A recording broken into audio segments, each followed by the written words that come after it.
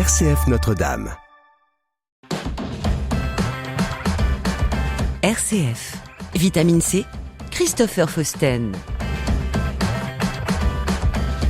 Bienvenue dans Vitamine C sur RCF Cœur de Champagne. Dans ce nouvel épisode, Sabine et Samuel Cognac présentent le grand pèlerinage du diocèse de Troyes à Assise, organisé du 12 au 19 septembre prochain sur les pas de Saint François d'Assise. Ils évoquent un voyage placé sous le signe de la fraternité, de l'écologie intégrale, de la simplicité et de la paix, des thèmes toujours très actuels 8 siècles plus tard. Au programme, Turin, Modène, Assise, Parme et Ars, avec la découverte de lieux spirituels majeurs comme la basilique Saint-François, San Damiano ou encore les tombeaux de Carlo Acutis et de Pier Giorgio Frassati. Un pèlerinage vécu en bus pour prendre le temps de la rencontre, de la prière et du partage. Décryptage dans ce magazine au micro de Jean-François Laville. La vie chrétienne dans les paroisses et les mouvements, c'est Vitamine C sur RCF. Eh bien, bonjour à toutes et à tous. Nous avons le grand plaisir d'accueillir aujourd'hui Sabine et Samuel Cognac. Bonjour à tous les deux. Bonjour. Alors, vous êtes en charge de l'organisation des pèlerinages dans le diocèse de Troyes. Et aujourd'hui, nous allons porter un focus très particulier sur un pèlerinage important qui va avoir lieu durant l'automne.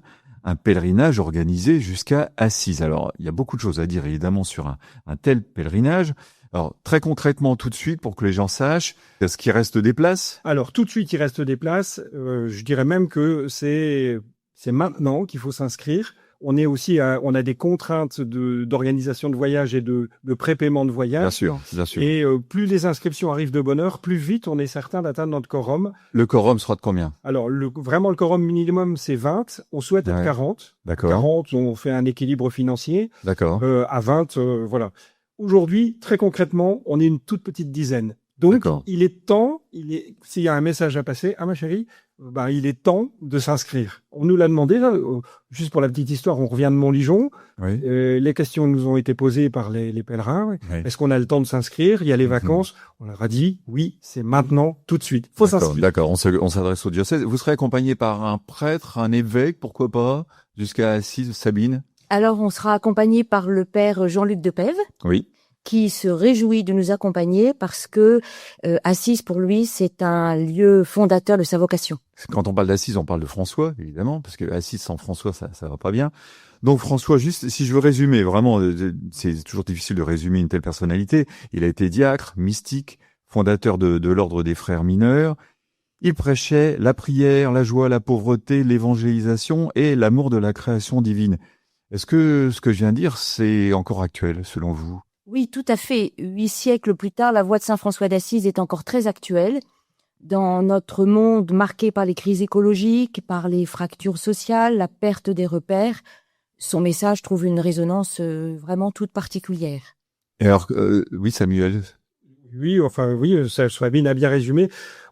Saint François nous invite à choisir la simplicité plutôt que le matérialisme. C'est quelque chose qui résonne vraiment fortement dans notre vie de société actuelle. La fraternité plutôt que la peur, la paix comme horizon possible pour notre monde, c'est vraiment le message actuel avec les conflits qui nous entourent, avec toute l'inquiétude que l'on a. Vraiment, c'est un peu l'inverse de malheureusement ce que l'on vit parfois au quotidien dans notre société, quoi. Raison de plus pour aller le prier Exactement. sur place. Exactement. Voilà. Alors quand on étudie un petit peu la vie de François, du Saint François d'Assise, puisque il a été canonisé, je crois 2 ans après sa mort. Enfin, c'était très très rapide. On voit qu'en fait, il est très très actuel. Sa théologie est très actuelle. Le dialogue interreligieux, par exemple. Je ne sais pas si ce sera évoqué durant votre pèlerinage, mais il se trouve qu'il avait, à son époque, il avait rencontré un sultan d'Égypte qui lui avait permis de prêcher en Égypte, et c'est un peu la base du dialogue interreligieux. Et donc, on rappelle que en 1986, Jean-Paul II avait organisé une grande journée mondiale de la prière à Assise. Et on se souvient de cette grande photo devant la basilique. Vous allez aller, j'imagine, devant cette basilique où toutes les religions avaient été réunies. Oui, c'est bien entendu, c'est prévu dans le parcours du programme. On tâchera même, pour l'anecdote, de faire une photo symbolique avec nos, j'espère, 40 pèlerins devant le bâtiment pour rappeler justement ce temps fort où c'était Jean-Paul II qui avait réuni l'ensemble de ces religions pour intensifier ce dialogue. Oui. Alors, oui, c'est prévu. Ouais. Et un autre aspect très actuel, alors je m'adresse à Sabine, il aurait amorcé un mouvement de féminisation. Et alors si on étudie un petit peu ces textes, il souhaitait un gouvernement maternel afin de diriger sans écraser, gouvernement maternel. Ça te parle? Plutôt des femmes que des hommes? Parce que ça remonte quand même au XIIe siècle, quoi. Et c'était très novateur. Alors qu'aujourd'hui, on part du féminisme et là, c'est il y a 1000 ans, quoi. Tout à fait. Écoute, c'est un point qu'on pourra approfondir justement pendant ce pèlerinage. Nous, si je peux me permettre, on a retenu que dans son message, il a lancé un appel à réparer la maison. Réparer la maison. Oui, bien sûr. Tu vois, il y a 800 ans, il disait ça, et en fait, ce terme et ce mot est vraiment actuel, et ça résonne vraiment très fortement aujourd'hui face aux blessures de la planète. On sent bien, on est dans un monde de surconsommation où l'énergie qui nous coûte un prix fou. Il faut quand même réparer cette maison. Et son message est complètement d'actualité. Ouais, et quand tu parles de blessures de la planète, il y a notamment la dimension de l'écologie. Là, on parle de l'écologie intégrale, qui n'est pas un terme nouveau dans l'Église, évidemment. Il y a plusieurs papes qui ont prêché ça. Et donc, lui, il l'évoquait déjà. Et quand on parle de Saint François, on pense au respect de la nature et des animaux aussi. Ça, c'est quelque chose d'important. Oui, alors il avait un dialogue tout à fait particulier, même très déroutant avec le monde animal, où il avait une familiarité exceptionnelle. Alors ça, on va tâcher de le toucher. Avec les oiseaux, notamment. Les oiseaux, alors, petite anecdote, et je rebondis, ça amènera d'autres détails après dans notre entretien, mais c'est pas anodin qu'on ait pris la décision d'y aller en bus. On a décidé de ne pas prendre l'avion pour plein de raisons qu'on développera. Oui. Mais voilà, parce que quelque part, on rentre dans cette démarche écologique, à notre manière. Un peu vertueuse par rapport à l'énergie. À l'énergie, et aussi, l'air de rien, le fait de progresser en étapes, ça va nous permettre aussi d'aller à la rencontre des gens. Donc, tu vois, c'est une démarche qui est beaucoup plus ancrée dans le territoire, et avec cette volonté d'être concret, quoi. Voilà. Alors, justement, soyons concrets. Ce périple, il part de Troyes, il va jusqu'à Assise, mais il se passe tellement d'autres choses avant d'arriver à Assise et en revenant. Alors, dites-nous tout. Donnez-nous envie de venir avec vous. Voilà. Justement, c'est aussi l'intérêt d'un voyage en bus. Oui. C'est que ça nous permet de nous arrêter. Les gens peuvent parfois nous dire oui, mais un trajet en bus c'est long, mais en fait on va faire des étapes, et les étapes c'est intéressant. Parce que ça nous permet de découvrir des villes qui sont intéressantes. Bien sûr. Ça permet aussi de prendre le temps, de faire connaissance avec les pèlerins, d'éventuellement préparer une célébration eucharistique par petits groupes. Et puis, ce qui nous a aussi beaucoup tenté, c'était de nous arrêter à Turin. D'accord. Alors, la première étape, en partant de Troyes. La première étape, on fait un stop à Tournu. D'accord. On va en profiter pour déjeuner et puis visiter, c'est une basilique, je crois, de mémoire, l'abbaye Saint-Philibert à Tournu. D'accord. Tu vois, vraiment, on est sur un cheminement qui permet, oui, certes, on a beaucoup de temps en bus, mais on le séquence. Donc, première étape à Tournu. Le soir, on arrive à Turin. On loge à Turin. D'accord. Et on prévoit de s'arrêter une journée à Turin. Parce qu'il y a beaucoup de choses à voir. Il y a notamment le Saint-Suaire, dans la basilique Saint-Jean-Baptiste. Et aussi, ce pèlerinage en direction d'Assise nous donnait envie d'aller sur les pas de Frassati et de Carlo Acutis qui ont été canonisés l'année dernière. Donc, on trouvait que c'était un deuxième fil conducteur. C'était aussi aller à la rencontre de ces nouveaux saints que le pape nous donne comme modèle. D'accord. Voilà, bien à Turin, bien sûr, Don Bosco. Bien sûr. À la fois tout le monde connaît et à la fois personne ne sait concrètement. Oui, c'est ça. Oui. Et pareil, c'est une très grande figure qui convient vraiment d'aller découvrir. Donc on va passer ce temps d'une journée complète à Turin pour prendre le temps. Voilà, une nuit supplémentaire à Turin et le lendemain, direction Assise avec une étape à Modène. Modène, très belle ville. Voilà. On a essayé de couper un peu la route pour que les étapes soient pas trop longues. Et puis voilà, ça nous permet de découvrir des villes intéressantes. Très concrètement, ce sont des étapes de quoi, 4 ou 5 heures de bus. Je pose la question parce que les gens effectivement qui disent le bus c'est long, c'est fatigant. La réponse est oui. Quand on prend dans la globalité, oui, faire Troyes-Turin, on va tout de suite parler de 8h, 8h30 de route, et ça fait peur. Sauf que voilà, avec le séquencement, Oui, tout à fait. on le fait posément et j'allais dire dans un train de sénateur, Oui. comme on le voyait à l'ancienne. Oui. On y va, mais on prend le temps. D'accord. Et comme disait Sabine tout à l'heure, ça va permettre aussi aux pèlerins dans le bus, et ça maintenant on en a l'expérience.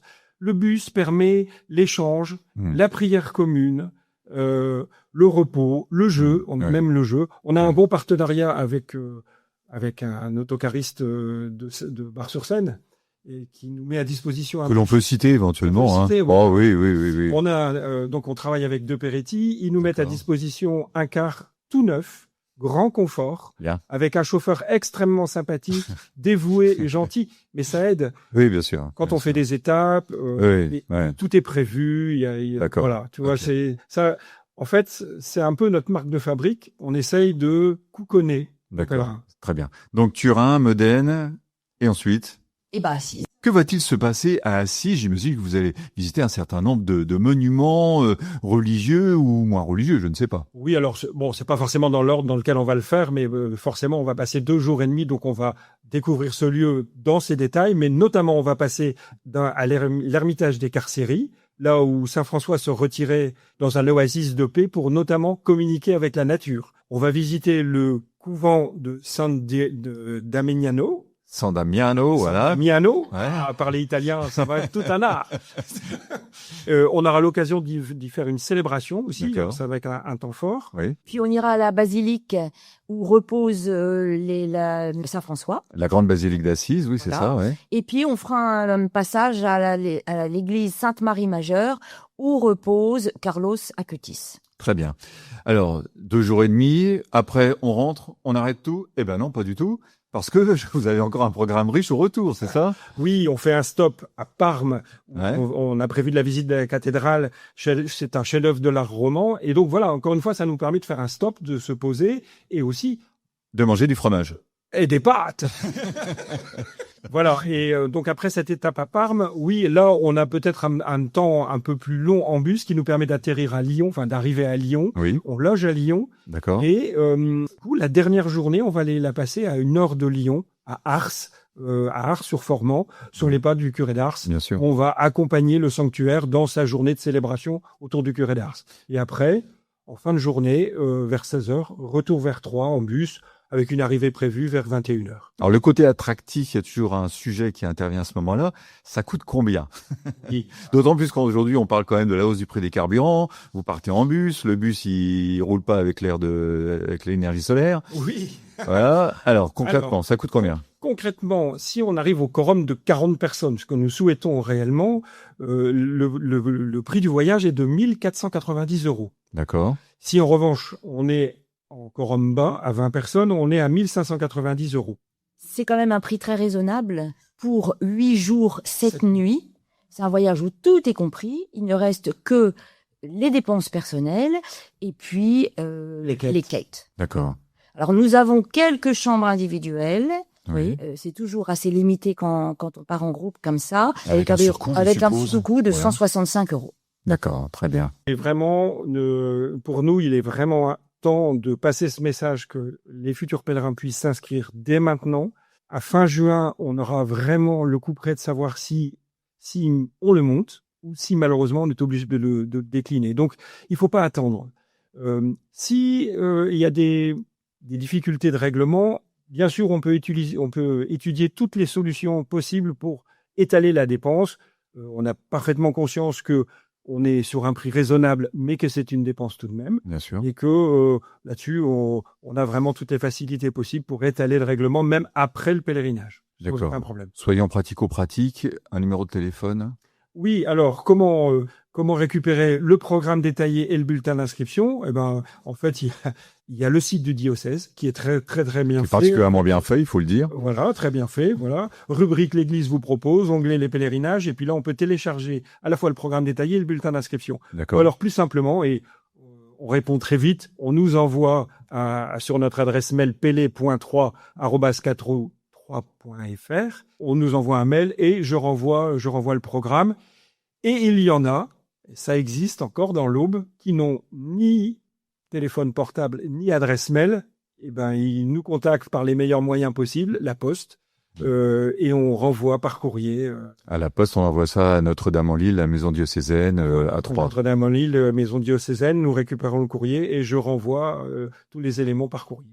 Parfait. Samuel, Sabine, merci pour cette belle initiative et puis merci pour ce témoignage. Et puis à très bientôt. Merci. Merci beaucoup. Au revoir. Au revoir. Vitamine C, RCF.